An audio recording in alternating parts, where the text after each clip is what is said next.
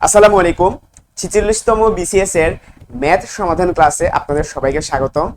আজকের ক্লাসটিতে আমরা বিসিএস এর যে ম্যাথের যতগুলো প্রশ্ন আছে সব কয়টা বেসিক ধরে ধরে শিখব এবং ওই প্রশ্নটা কিভাবে খুব দ্রুত সমাধান করা যায় সেই ট্রিকগুলো জানার চেষ্টা করব। তো চলেন শুরু করা যাক। সর্বপ্রথম যে এমসিকিউটা, সেখানে বলা হয়েছে নিচের কোন ভগ্নাংশটি 2/3 হতে বড়। এখন এরকম টাইপের প্রশ্নগুলো আসলে আগে আপনি অপশন থেকে দেখবেন কোনটা ডিরেক্টলি আপনার জানা আছে। এখানে 2/3, এটা এই যে প্রশ্নটা করা হয়েছে এইটা কিন্তু ডিরেক্টলি আপনার জানা আছে। হ্যাঁ, 2/3 এর ভ্যালুটা কত? 0.67। এখন এগুলো সবগুলো আপনার ডিরেক্টলি জানা থাকার কথা না। যেমন 13/27, এটা ডিরেক্টলি আপনার জানার কথা না, এটা কত? 8/11। কিন্তু এই দুইটা কিন্তু ডিরেক্টলি ইজিলি আপনি 2 সেকেন্ড সময় দিলে কিন্তু বের করতে পারবেন। যেমন 3/5, এই মানটা কিন্তু 0.6, এটা আমাদের জানা আছে। না জানা থাকলেও আমি বের করে দিচ্ছি। সেটা হচ্ছে খুবই সিম্পলি আপনি উপর নিচে 2 দিয়ে গুণ করবেন। এটাকে 2 দিয়ে গুণ করলে হয় 6, এটা হয় 10, তাহলে 6/10 এর মান কত? 0.6। সো এই ভ্যালুটা আমরা পেয়ে গেলাম 0.6। ঠিক আছে, আর এইটাও ইজিলি আমরা সেম প্রসিডিউরে বের করতে পারি। উপর নিচে 2 দিয়ে গুণ করবেন, তাহলে হবে কত? 66/100। তো 66/100 ইজ ইকুয়াল টু কত? 0.66। 0.66। এখন একটু ভালো মতো দেখেন প্রশ্নে কি চাইছে। বলছে নিচের কোন ভগ্নাংশটি 2/3 হতে বড়। এখন আমি যে দুইটা বের করলাম, দুইটাই তো ছোট, 0.67 এর চাইতে দুইটাই ছোট আসছে। সো এই দুইটা এলিমিনেট হয়ে গেল। দেখেন এটার জন্য 2 সেকেন্ড সময় লাগবে, এটার জন্য 1 সেকেন্ড সময় লাগবে বা 2 সেকেন্ড সময় লাগবে। 4 সেকেন্ডের মধ্যে কিন্তু আমরা দুইটা অপশন এলিমিনেট করে দিলাম। এখন তাহলে এই দুইটার মধ্যে চেক করলে তো হয়ে যায়। একটু ঠান্ডা মাথায় দেখেন, একটু ঠান্ডা মাথায় দেখেন, অঙ্ক করারই দরকার নাই। 13/27 আমাদের কমন সেন্স কি বলে? এটার এক্সাক্ট আনসারটা আমি 2 সেকেন্ডে বের করতে পারবো না, কিন্তু আমার কমন সেন্স বলতেছে এই আনসারটা 0.5 এর চেয়ে ছোট। কিভাবে বুঝতে পারছি? দেখেন উপরে যে সংখ্যাটা আছে নিচে কিন্তু সেই সংখ্যাটারও ডাবলের চেয়েও বেশি। মানে উপরে যদি ধরেন 1, নিচে যদি 2 থাকে, তাহলে আমরা বলতে পারি সেটা 0.5। কিন্তু নিচে যদি 2 এর চেয়ে একটু বেশি থাকে, তাহলে আনসারটা কত হবে? 0.5 এর চেয়েও ছোট হবে। কারণ হর যত বড় হয় আমাদের ভগ্নাংশের মানটা তত ছোট হয়। তার মানে এই মানটা 0.5 এর চেয়ে একটু কম।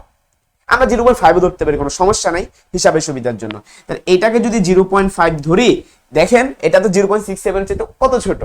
সো এটাও ইলিমিনেট। তাহলে আমাদের কারেক্ট আনসার কোনটা? Option B.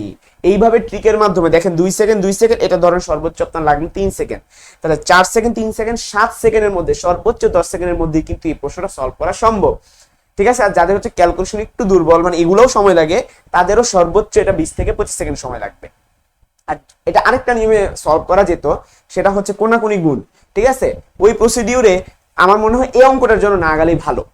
হ্যাঁ, কারণ আরো বেশি লেংদি হয়ে যাবে। সেই নিয়মটা আসলে কি দেখেন, এই 2/3 এর সাথে যদি আমি 33/50 যদি কম্পেয়ার করি, আমরা মানে নতুন একটা নিয়ম শিখতেছি যে দুইটা ভগ্নাংশ কিভাবে কম্পেয়ার করে।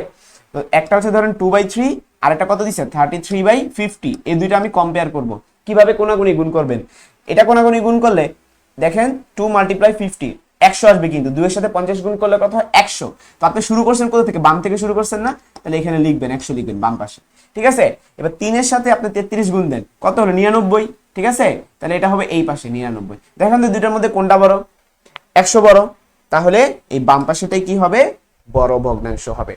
ঠিক আছে, সো এর মাধ্যমে আমরা প্রমাণ পেয়ে গেলাম এইটা আর অপশন এর মধ্যে 2/3টা বড়। কিন্তু আমাদের চাইছি কি যে নিচের কোন ভগ্নাংশটি 2/3 এর চেয়ে বড় হবে, মানে এইটা ছোট হবে আর এগুলা বড় হবে। তাহলে অপশন এ তো টেস্টে বাদ পড়ে গেল।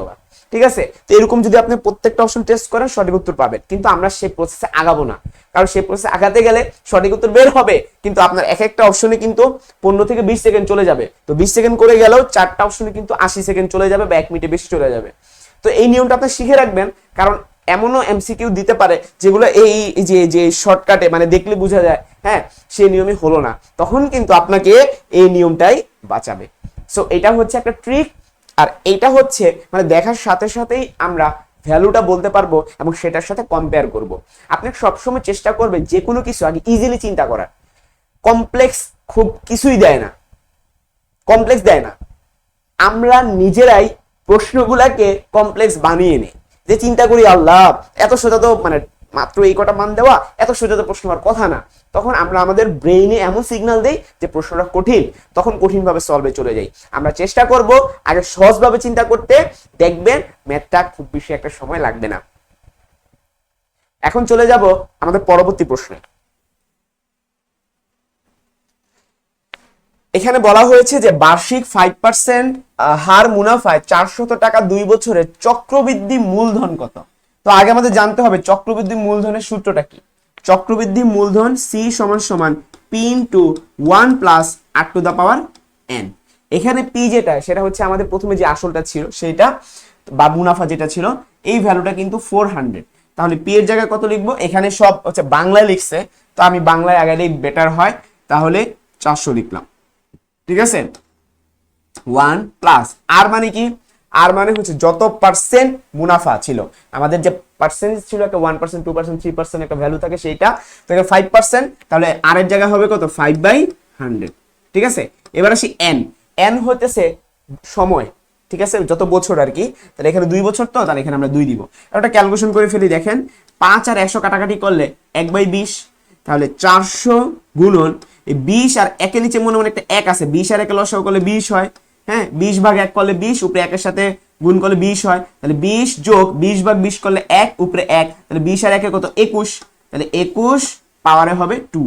তাহলে আনসারটা হবে 400 গুণন 21, কিন্তু দুইবার গুণ হবে, 21 গুণন 21, আর নিচে 20 কিন্তু দুইবার গুণ হবে, 20 গুণন 20। ঠান্ডা মাথায় দেখেন 400 আর 20 গুণন 20 কিন্তু কাটাকাটি যায়, কারণ 20 এর সাথে 20 গুণ করলে কিন্তু 400 হয়। তো 400 400 কাটাকাটি, তাহলে উত্তর কত হবে? 21 × 21। 21 × 21, এটা আপনি তো 21 করতে পারেন না, ঠিক আছে। তো সেই ক্ষেত্রে কি করা যেতে পারে? সেই ক্ষেত্রে আপনি বাচ্চাদের মতো অঙ্ক করবেন, ঠিক আছে, প্যারা নেওয়ার দরকার নেই, বিভিন্ন ট্রিক আছে, সেগুলো না শিখলেই ভালো। হ্যাঁ, তারপরে কি দাঁড়াচ্ছে? 2 × 2 = 2 2 × 4। তার আনসার কত আসে? 1 4 4। দেখেন বেশি সময় লাগছে, দরকার আছে কোনো অতিরিক্ত ট্রিক দরকার নেই। তাহলে কত আসতেছে আমাদের এখানে? 441 টাকা। ঠিক আছে, সো এই ম্যাথ যদি আপনি এটা কিন্তু নরমাল প্রসিডিউরে আগাইছি, যদি আগান আপনার কিন্তু ম্যাথ এটা কিন্তু কঠিন হয় নাই, কারণ এখানে ক্যালকুলেশন গুলো আসলে তেমন কঠিন ওরা দেয় নাই। কঠিন হয়ে যায় যখন 3 বছর দেয়, তখন আপনাকে হইতেছে কি এর সাথে আরেকটা 21 থেকে যেত। হ্যাঁ, তখন ক্যালকুলেশন একটু জটিল হয়ে যেত, বাট নিয়ম একই থাকবে। এই যে গুণন 21, মানে বাচ্চাদের নিয়মেই কিন্তু আপনি গুণ করে করে আগাবে।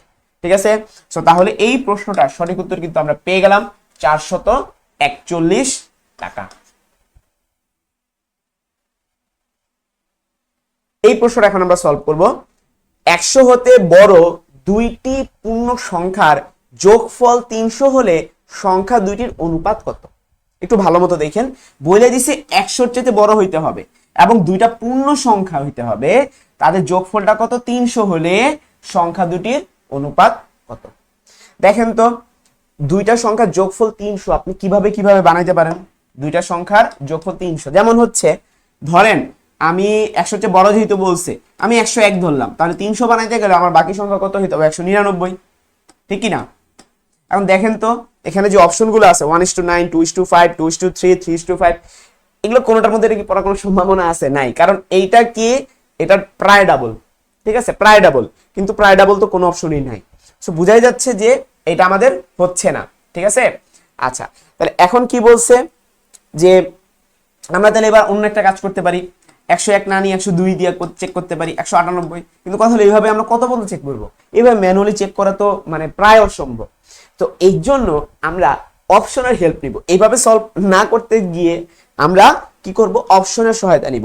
এখানে 1:9 লেখা, এটার মিনিংটা কি দেখেন তো। 1:9 এর মিনিং হচ্ছে প্রথম সংখ্যা যদি x হয় তাহলে পরের সংখ্যাটা কত হবে? 9x। একটু চিন্তা করে দেখেন তো, x + 9x, এটা সমান সমান কত? 10x আসতেছে না?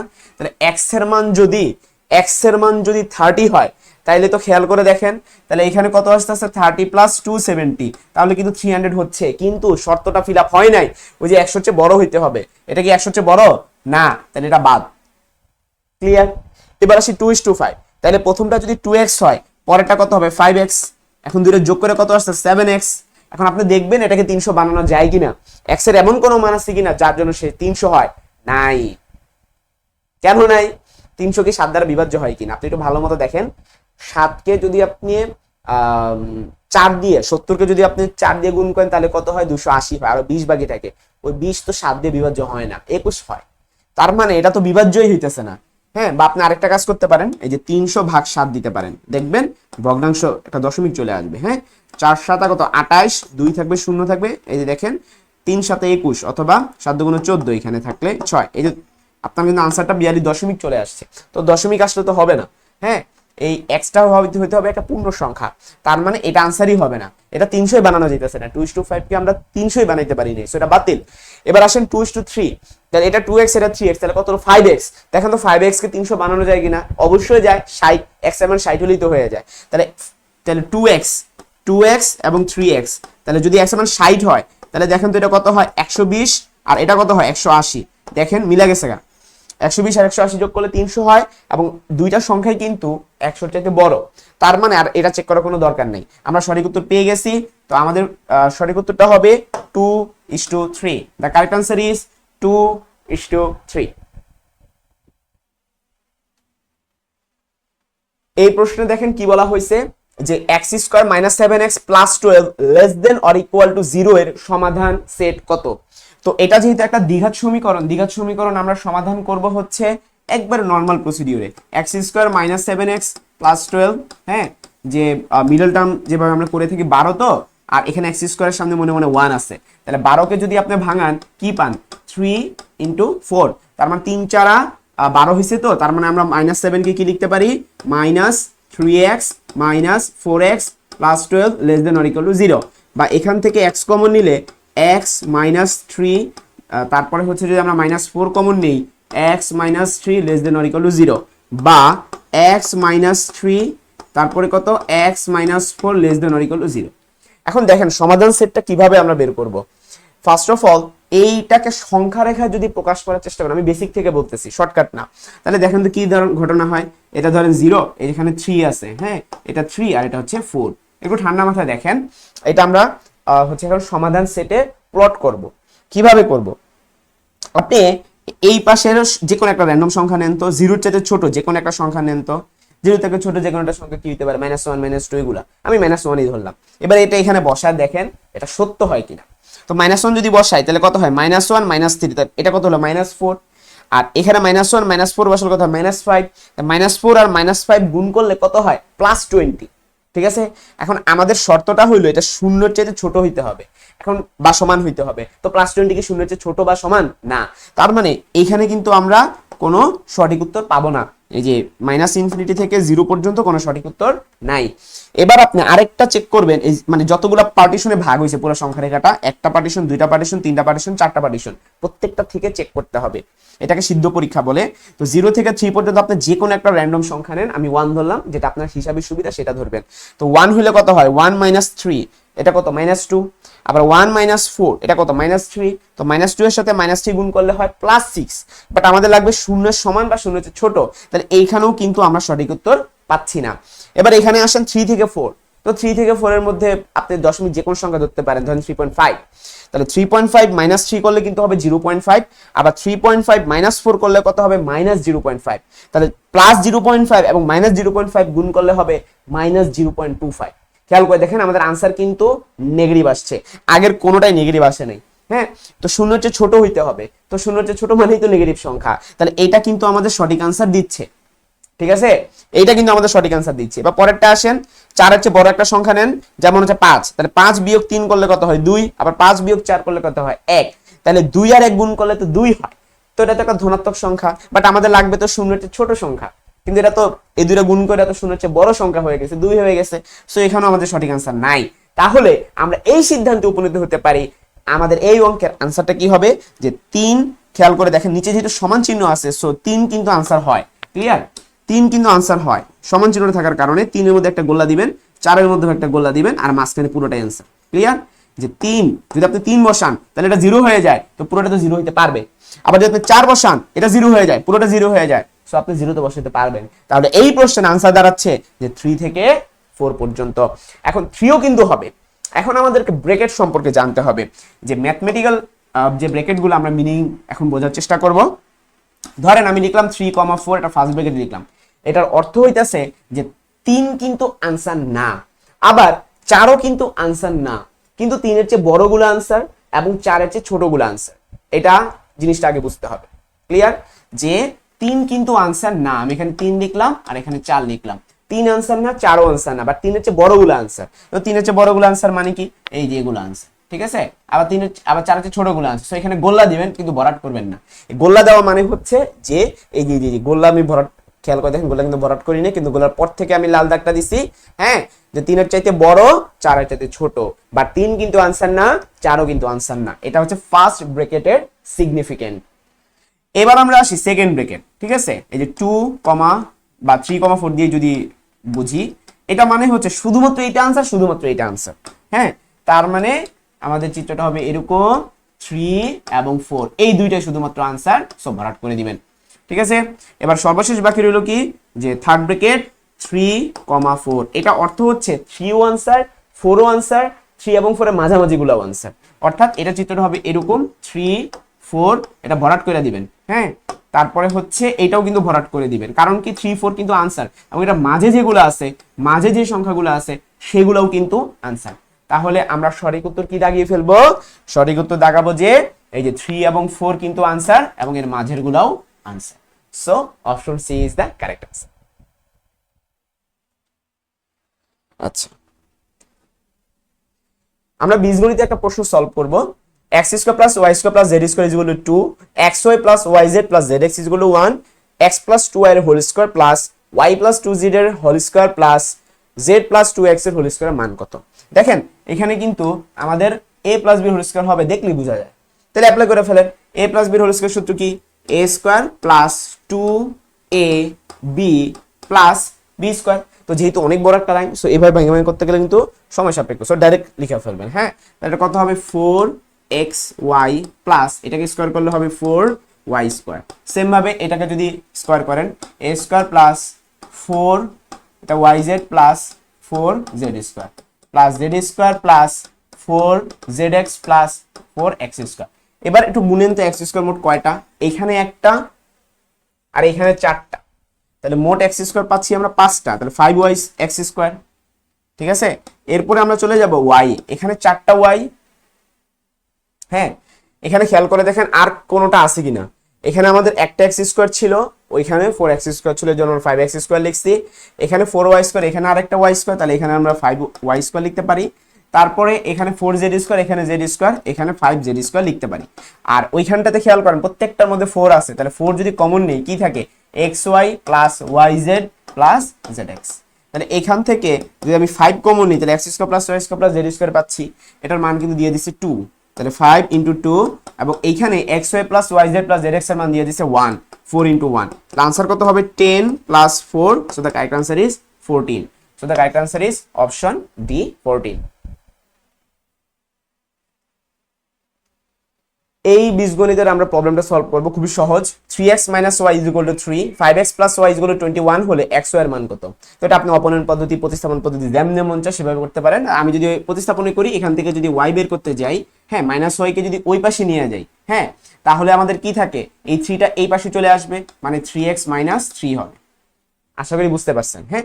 আমি ঘুরায় লিখছি আর কি, আপনি যদি ঘুরায় না লিখা যদি এইভাবে লিখতেন যে 3টা এই পাশে, yটা ওই পাশে, তাহলে কি হবে, yটা চলে যাবে ডানে, 3টা চলে আসবে বামে, তাহলে 3x - 3 = y। এরপর এই মানটা কি করবেন, এই সমীকরণে বসায় দিবেন, এটা এখানে বসায় দিবেন। তো বসায় দিলে কি হয়, 5x প্লাস y এর জায়গায় তাহলে কি বসাবো, 3x - 3 বসাবো, ইকুয়াল টু কত 21। তাহলে 5x এবং 3x যদি যোগ করি 8x, আর -3 ওই পাশে চলে গেলে 21 plus 3 = 24। So x equal to, যেহেতু আমরা জানি 3 8 24, সো आंसरটা হবে 3। এখন x3 কোন অপশনে আছে, এটা অপশন সি তেও আছে, ডি তেও আছে।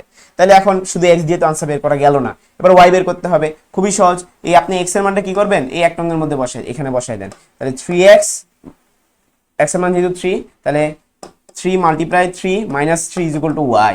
তাহলে y সমান কত হবে, 3 × 9, 9 থেকে 3 চলে গেলে 6, তাহলে आंसरটা হবে 3,6। So the correct answer is option D 3,6। আচ্ছা, পরের প্রশ্ন, half into 2 to the power x - 3 plus 1 = 5 হলে x এর মান কত।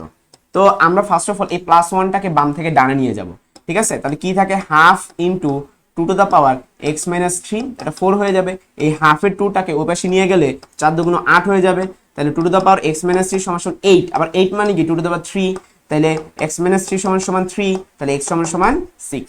So the correct answer is option D. এটা ভালো একটা প্রশ্ন, কিন্তু প্রশ্ন অ্যাকচুয়ালি ভুল আছে, এখানে অপশনের সাথে সামঞ্জস্যপূর্ণ না। 1 হতে 1000-এর মধ্যে কতগুলো সংখ্যা আছে যারা 16 দ্বারা বিভাজ্য নয়, যারা 16 দ্বারা বিভাজ্য নয় কিন্তু 30 দ্বারা বিভাজ্য।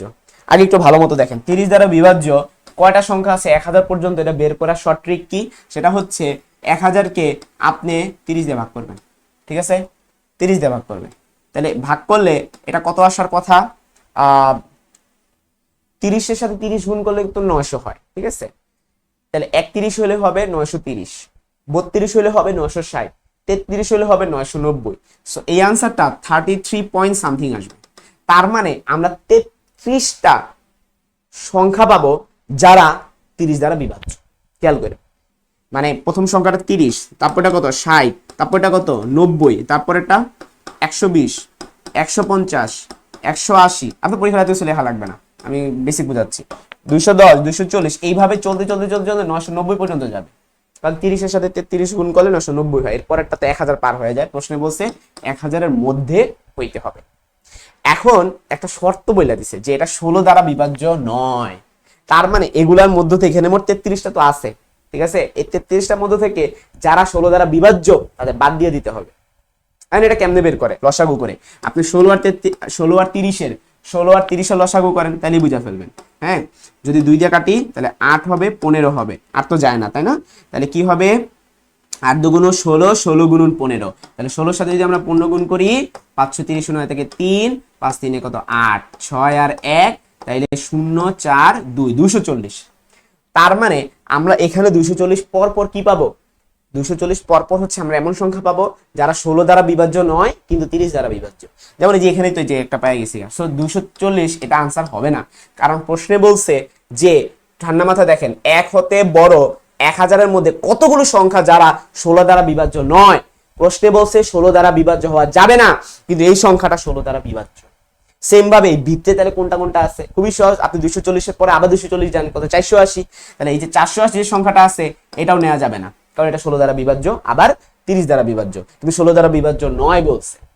ঠিক আছে, আচ্ছা, এবার 480-র পরে আবার 240 যান, কত হবে 720, 720, 720 এটাকেও নেওয়া যাবে না। আবার 240 যান, কত হবে 960, 960 এটাকেও নেওয়া যাবে না। তাহলে মোট কয়টা নেওয়া যাবে না, 4টা নেওয়া যাবে না। এরপরে গেলে তো 1000 পার হয়ে যায়। তাহলে 1 2 3 4 মোট কয়টা ছিল, 33টা ছিল।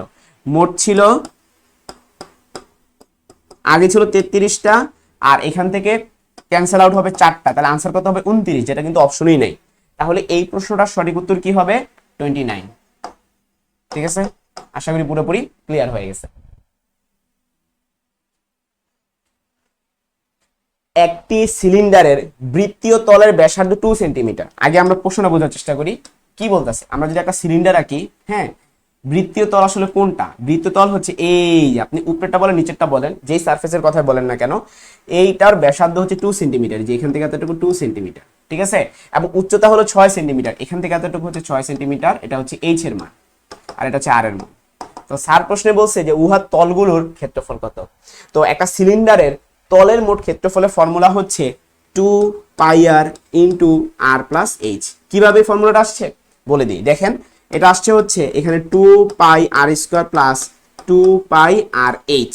তো 2 পাই আর স্কোয়ারটা কই থেকে আসছে, পাই আর স্কোয়ার প্লাস পাই আর স্কোয়ার এখান থেকে আসছে, আর ওইখানে কত 2 পাই আর আছে। একটু ভালো মতো দেখেন, পাই আর স্কোয়ার এটা কিসের ক্ষেত্রফল, এটা বৃত্তের ক্ষেত্রফল না, এটা তো একটা বৃত্ত, তাহলে এই বৃত্তের ক্ষেত্রফল হচ্ছে পাই আর স্কোয়ার।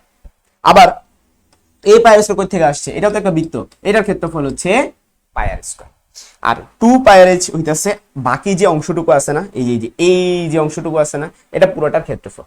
এটা কিভাবে নির্ণয় করে, খুবই সোজা, যে এটাও তো একটা মানে বৃত্ত, কিন্তু এই বৃত্তটা কিন্তু পুরো এইচ বরাবর আছে। খেয়াল করে দেখেন, এই যেটা যে আমি স্লাইস করি এগুলো কিন্তু এক একটা বৃত্ত, হ্যাঁ, তো বৃত্তের পরিধি, এগুলো পরিধি বরাবর ভ্যালুটা কত 2 পাই আর, এবং এটা কিন্তু এইচ বরাবর পুরা এরিয়া পুরা অংশ জুড়ে আছে, তাহলে এইচ দিয়ে গুণ হয়ে যাবে। ঠিক আছে, তাহলে আমাদের আলটিমেট ফর্মুলা এটা দাঁড়াচ্ছে। এটা কিভাবে হয়েছে সেটা প্রমাণটা দেখিয়ে দিলাম, এখন খালি মানটা বসায় দেন। হ্যাঁ, তাহলে 2 পাই আর ইন্টু আর প্লাস এইচ, যদি মান বসায় দেন 2 পাই আর, আর এর মানটা কত 2 সেন্টিমিটার, কোনো চেঞ্জ করার দরকার নেই। তাহলে 2 প্লাস এইচ এর মান হচ্ছে 6, তাহলে 8, আর এখানে কত 2 2 4, তাহলে 4 8 32, সো আনসারটা হবে 32 পাই। ঠিক আছে, এবং অবশ্যই বর্গ সেন্টিমিটার হবে কিন্তু শেষে। কোন একটি ত্রিভুজের দুইটি কোণের পরিমাণ 28 ডিগ্রি ও 62 ডিগ্রি হলে ত্রিভুজটি কোন ধরনের? দেখেন তো 28 ডিগ্রি 62 ডিগ্রি যোগ করলে কত হয়? 28 ডিগ্রি প্লাস 62 ডিগ্রি ইকুয়াল কিন্তু 90 ডিগ্রি। তো কোন একটা ত্রিভুজের এই দুইটা কোণ যদি আপনি যোগ করে 90 ডিগ্রি পান, তাহলে বাকি কোণ অবশ্যই 90 ডিগ্রি হবে, কারণ তিনটা মিলে 180 হইতে হবে। তাহলে একটা কোণ 90 ডিগ্রি হইলেই তো সেটাকে বলা হয় সমকোণী ত্রিভুজ। তাহলে এই প্রশ্নটা আনসার কি হবে? সমকোণী ত্রিভুজ। ঠিক আছে, সমদ্বিবাহু আমরা বলতে পারতাছি না, কারণ সমদ্বিবাহু হইতে গেলে এই দুইটা বাহু সমান হইতে হবে। এই দুইটা বাহু সমান হইতে কন্ডিশন কি? এই কোণ আর এই কোণ সমান হইতে হবে, মানে এই দুইটা কোণ তো সমান না, একটা ছোট একটা বড়। সো বাহু দুইটা কিন্তু বড় ছোট হবে, তাহলে তিনটা বাহুই তো ভিন্ন ভিন্ন হয়ে যাচ্ছে। সো লাস্টের আনসার হবে না। 4 সেন্টিমিটার বাহু বিশিষ্ট বর্গক্ষেত্রের পরিলিখিত বৃত্তের ক্ষেত্রফল কত? তো আপনাকে আগে জানতে হবে পরিলিখিত কথাটা আসলে মিনিং। ফার্স্ট অফ অল আমরা একটা বর্গক্ষেত্র আঁকবো, যে বর্গক্ষেত্রের এক একটা বাহু হবে 4 সেন্টিমিটার। ঠিক আছে, তাহলে আমরা একটা বর্গক্ষেত্র আঁকি। এই যে এগুলো প্রত্যেকটা হচ্ছে 4 সেন্টিমিটার করে। তো একটা হচ্ছে অন্তর্লিখিত আর একটা হলো পরিলিখিত। পরি মানে হচ্ছে বাহিরে আর অন্তর মানে ভিতরে। তাহলে আপনি এই বর্গক্ষেত্রের বাইরে একটা বৃত্ত আঁকবেন। ঠিক আছে, তাহলে এটা এমন একটা বৃত্ত আঁকবেন যেটা এই যে এইভাবে বাইরে সবাইকে টাচ করে যাবে, এই যে একটা বৃত্ত। ঠিক আছে, তো স্যার বলছে এই বৃত্তের ক্ষেত্রফল কত? একটু ঠান্ডা মাথায় দেখেন তো, বৃত্তের ক্ষেত্রফলের ফর্মুলা আমরা সবাই কিন্তু জানি, পাই আর স্কয়ার। এই আরটা আসলে কাকে ইন্ডিকেট করে? এই আরটা ইন্ডিকেট করে কিন্তু এই যে এই বিন্দুটা থেকে এই এতটুকু দূরত্ব, ঠিক কিনা? আপনি দেখেন এই বৃত্তটা যে আমি আঁকছি, এটা ব্যাসার্ধ কিন্তু এই লাল অংশটুকু। এই লাল অংশটুকু বের করতে পারলেই অঙ্ক শেষ। কিভাবে বের করবো দেখেন, লাল এতটুকু বের করতে পারতাছি না, কিন্তু আমি লাল এই পুরোটা কিন্তু বের করতে পারবো। পরে দুইটা ভাগ করে দিলেই হয়ে যাবে। কিভাবে বের করব? খুবই সহজ। এই যে বৃত্তটা, যে বর্গক্ষেত্রটা, সেটার কিন্তু এক বাহু দেওয়া আছে 4, তার মানে এই এতটুকু কিন্তু 4। ঠিক আছে, এখন একটা বর্গক্ষেত্রের এক বাহু যদি 4 হয়, তাহলে বাকি বাহু অবশ্যই 4 হবে, কারণ বর্গক্ষেত্রের সব বাহু সমান হয়। এইটা যদি 4 হয়, এটা যদি 4 হয়, তাহলে বলেন তো এইটা কত? আমি যদি একটা ত্রিভুজের নাম দিয়ে দিই এ বি সি, এই এ বি সি ত্রিভুজে এখানে পিথাগোরাস অ্যাপ্লাই করা যায়। তো পিথাগোরাস সাহেব কি বলছেন? যে অতিভুজের স্কয়ার সমান সমান ভূমি স্কয়ার প্লাস লম্ব স্কয়ার। দেখেন তো ভূমির মান কত? 4, তাহলে 4 স্কয়ার। লম্বর মান কত? 4, 4 স্কয়ার। তাহলে 16 আর 16 কত? 32। এটাকে আবার রুট করতে হবে, তাহলে এ বি সমান সমান কত হবে? √32। ঠিক আছে, আচ্ছা এখন 32 কে আবার কি লেখা যায়? 4 গুণন 8। ঠিক আছে, অথবা আপনি 16 গুণন 2 লিখতে পারেন। 16 গুণন 2 যদি লিখেন, তা 16 কে রুট করলে হবে 4 আর 2 কে রুট করলে √2। সো আমরা কিন্তু এই এ বি পুরোটা পেয়ে গেলাম 4√2। কিন্তু আমার তো এ বি দরকার নাই, আমার দরকার হচ্ছে এ ও। হ্যাঁ, তাহলে এ ও সমান সমান কত দাঁড়াবে? এ ও সমান সমান দাঁড়াবে হচ্ছে এ বি ডিভাইডেড বাই 2। তাহলে হবে 4√2 ডিভাইডেড বাই 2, তাহলে এটা আসবে 2√2। এইটাই হচ্ছে আমাদের আর, এতটুকুই হচ্ছে আর। তাহলে কি হবে? ক্ষেত্রফলটা, সাবজেক্ট ক্ষেত্রফল চাইছে, এরিয়াটা চাইছে, তাহলে এই ক্ষেত্রফলটা আমরা কিভাবে বের করব? পাই আর স্কয়ারের মধ্যে বসাই দিব, তাহলে পাই ইনটু 2√2 স্কয়ার। হ্যাঁ, তাহলে এই প্রশ্নে आंसर কি দাঁড়াচ্ছে? 2 এর স্কয়ার করলে 4, √2 কে স্কয়ার করলে 2, তাহলে কত হবে? 4 * 2 মানে 8। সো आंसर হবে 8 পাই। ঠিক আছে, সো आंसर হবে 8 পাই। ক্লিয়ার? তো এই প্রশ্নগুলো একটা শর্টকাট ট্রিক আমরা বানানোর চেষ্টা করব। এতক্ষণ যেই নিয়মটা আমরা দেখলাম, এটা তো হচ্ছে একটু মানে ডিটেইলস। হ্যাঁ, তো এবার চলুন একটু শর্টকাট বের করি, নিজেরা শর্টকাট বের করার চেষ্টা করি। হ্যাঁ, এটা শর্টকাটটা কি হবে? ফার্স্ট অফ অল স্যার প্রশ্নে কি দিয়ে দিবে? স্যার প্রশ্নে একটা বাহু দিয়ে দিবে, যেটাকে আমরা মনে মনে নাম দিব এ। তাহলে এইটা এ, এইটা এ। এখানে আলটিমেটলি কি হইছে? √a² + a²। মানে a² + a² মানে কি? 2a²। এটাকে রুট করলে কত হবে? √2a। তার মানে এটা পুরোটা হলো √2a। এটা পুরোটা কত? √2a। কারণ এটাকে কিন্তু আমরা আবার 2 দিয়ে ভাগ করে নিছিলাম। ঠিক আছে, √2a কে যদি 2 দিয়ে ভাগ করি, তাহলে খেয়াল করে দেখেন 2 মানে কিন্তু দুইটা √2। হ্যাঁ, তাহলে √2 গুণন √2, কাটাকাটি করলে a/√2 থাকে।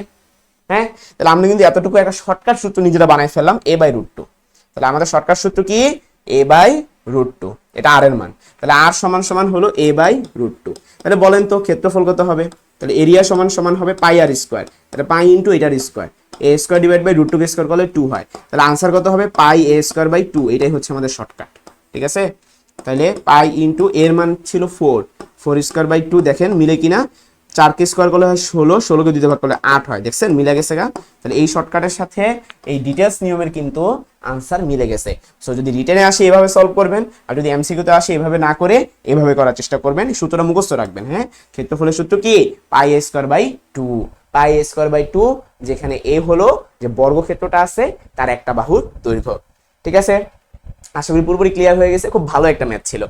তো আপনারা বাসায় ট্রাই করবেন হচ্ছে যদি বাহিরে না দিয়ে যদি ভিতরে একটা বৃত্ত আঁকে তাহলে কি রকম হইতো সেটা আপনারা বাসায় ট্রাই করবেন। এই ম্যাথটা ছিল হচ্ছে একটা বর্গক্ষেত্র, বাহিরে একটা বৃত্ত।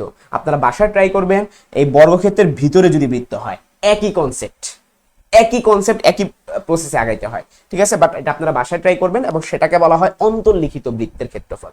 আশা করি পুরোপুরি ক্লিয়ার হয়ে গেছে।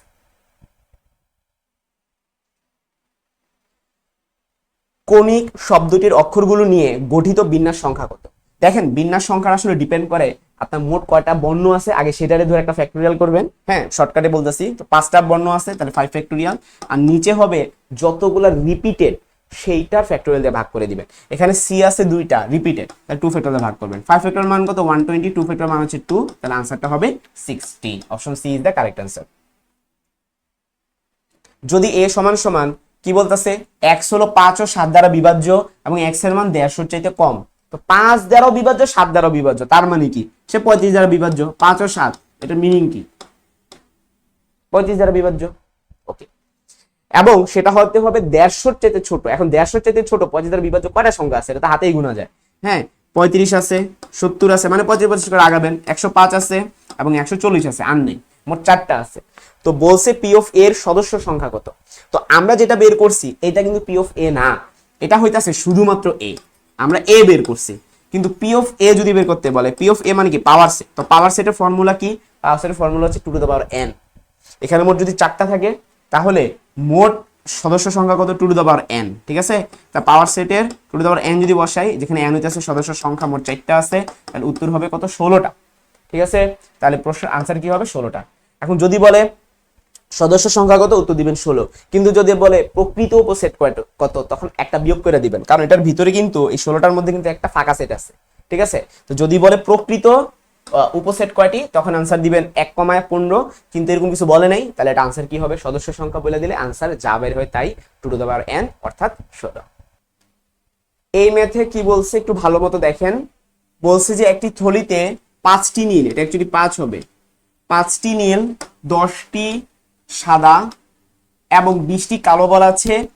দৈব চয়নের মাধ্যমে একটি বল তুললে সেটি সাদা না হওয়ার সম্ভাবনা কত? দেখেন, আপনি কি করলেন, হচ্ছে 5টা নীল বল রাখছেন। ঠিক আছে, 5টি নীল বল রাখছেন, 10টি সাদা বল রাখছেন এবং 20টি কালো বল রাখছেন। এখন যে কোনো একটা তুলবেন, সেটা কি হইতে পারে? সেটা নীল হইতে পারে। বলছে সাদা হওয়া যাবে না, তাহলে নীল হইতে পারে। তাহলে নীল আছে কয়টা? 5টা। টোটাল আছে কয়টা? 5 10 কত? 15, 15 আর 20 35। তাহলে এইটা কি?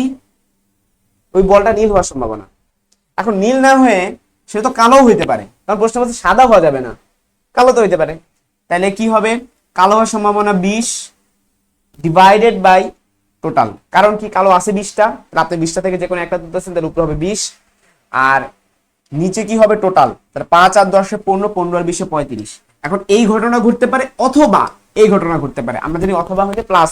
ঠিক আছে, দুইটা আলাদা আলাদা ইন্ডিপেন্ডেন্ট ঘটনা। তাহলে আপনি যদি এখন দুইটাকে লসাগু নেন, তাহলে কত হবে? 5 প্লাস 20, তার মানে 25 বাই 35। 5 দিয়ে যদি কাটাকাটি করি, উত্তরটা হবে 5/7। So option B is the correct answer. এবং এটাই ছিল আমাদের হচ্ছে 46 বিসিএস এর সর্বশেষ ম্যাথ। তো আশা করি সবাই সব কয়টা ম্যাথ খুব সুন্দর মতো বুঝতে পারছেন। যদি কোনো প্রশ্নে যদি কনফিউশন থেকে থাকে, অবশ্যই কিন্তু কমেন্ট সেকশনে জানাবেন। পরবর্তী ক্লাস দেখার আমন্ত্রণ রইল। আসসালামু আলাইকুম।